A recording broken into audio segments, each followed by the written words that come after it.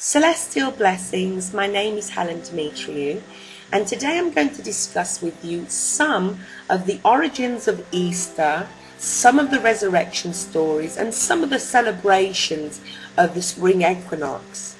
Now, the name Ishtar is really pronounced Easter, and this was a day that commemorated the resurrection of Tammuz, who was her consort. He's also believed to be the only begotten son of the moon goddess and sun god. Now, the resurrection story of Tammuz goes something like this. Tammuz was killed by a wild pig, and the queen Ishtar told the people that Tammuz was now ascended to his father Baal, and that the two of them would be with the worshippers in the sacred candle or lamp flame as Father, Son, and Spirit. The queen told the worshippers that when Tammuz was killed by the wild pig, some of his blood fell on the stump of an evergreen tree, and this stump grew into a full new tree overnight. This made the evergreen tree sacred by the blood of Tammuz. Hence the Christmas tree, as they were decorated in honor of Tammuz. Now, the story goes that Ishtar descended into the underworld to resurrect Tammuz, and after 3 months he was resurrected, which takes us to around the time of the spring equinox. She also proclaimed a 40-day period time of sorrow each year prior to the anniversary of the death of Tammuz. During this time, no meat was to be eaten. Worshippers were to meditate upon the sacred mysteries of Baal and Tammuz, and to make the sign of the T in front of their hearts as they worshipped. Now, it is noted that Tammuz was especially fond of rabbits.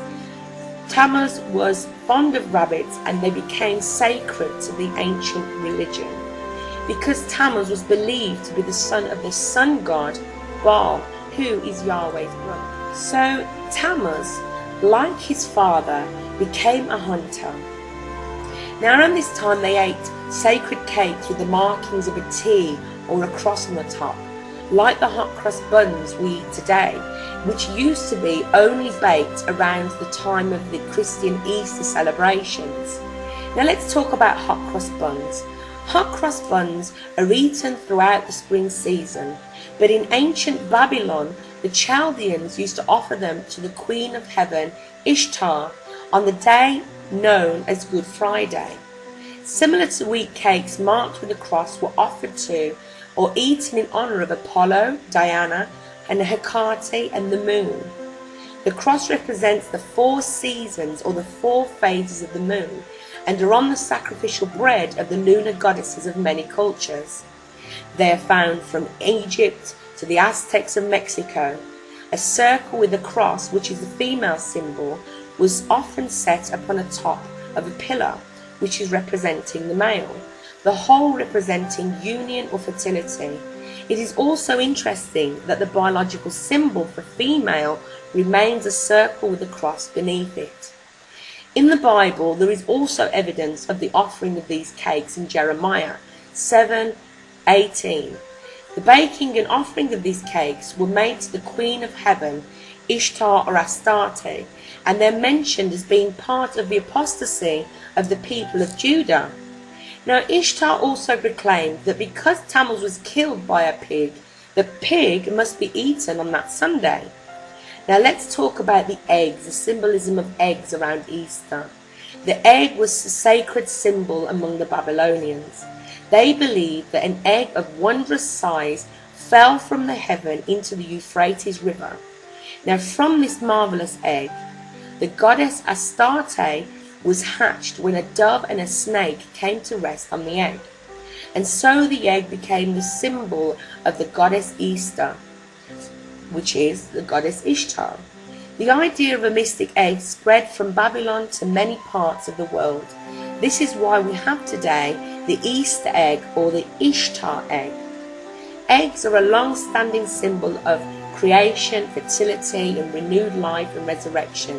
They have been used at spring festivals since ancient Egypt and Persia, when eating coloured eggs was part of their rituals. Now, eggs were considered sacred to the goddess, and they were not eaten during the period which corresponds with Lent.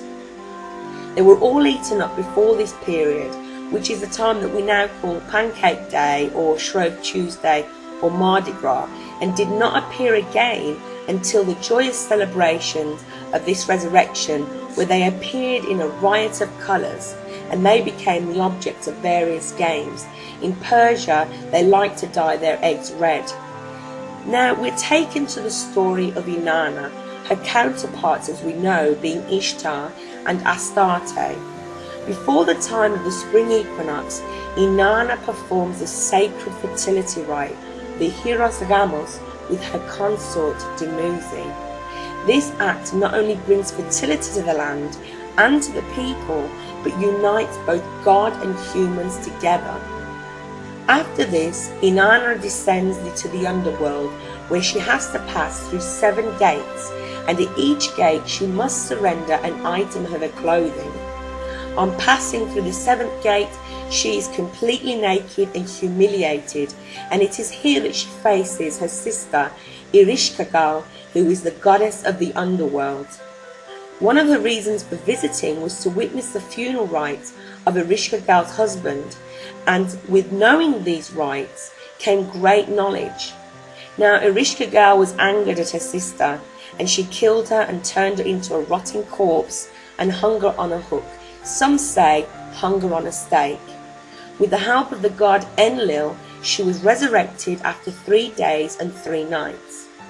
No one had ever before been brought back to life in the underworld, and so Inanna began to be worshipped as the queen of heaven and the queen of the underworld, for she had conquered death. Now look at the similarities to the stories of this resurrection of Inanna, which was told thousands of years before the birth of Jesus, before his ministry, his crucifixion and resurrection, to the story that Christians celebrate today.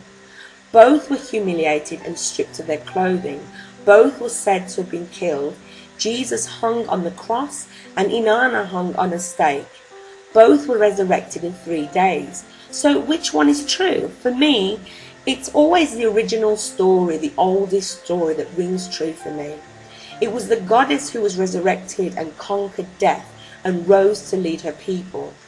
Inanna, being a Sumerian goddess, we know that the Sumerians were the first civilization with tablets telling of these stories dating to as far back as 6,000 years. They were the first to write and the first to record about their deities and their religion and their religious practices. In memory of this, every year, on the first Sunday after the first full moon, after the spring equinox, a celebration was made. It was Inanna's Sunday and was celebrated with rabbits and eggs and the offerings of hot cross buns. Now we also have the goddess Ostara, who is the goddess of spring to the Saxon and Germanic tribes. Ostara is usually depicted as an adolescent girl or a buxom young woman, and she represents the beginning of the spring season and the ripeness found within. Now we know that for Ostara's festival, she was honoured with the painting of eggs and sweet foods. So we can see that there is a theme here, that the goddess rules Easter. She rules the spring equinox. The name Easter does not belong to the Christian religion. It is derived from thousands of years ago from a fertility goddess who we know to call as Ishtar. But whoever you celebrate the spring equinox or see as being the goddess which presides over Easter, we can see that the goddess always will spread her love and existence through all religions, even those that are patriarchal, such as the Christian religion. So have a fantastic Ostara or Ishtar or Easter, spring equinox. Whatever you do, be happy, spread the love and have a great time. Bye bye.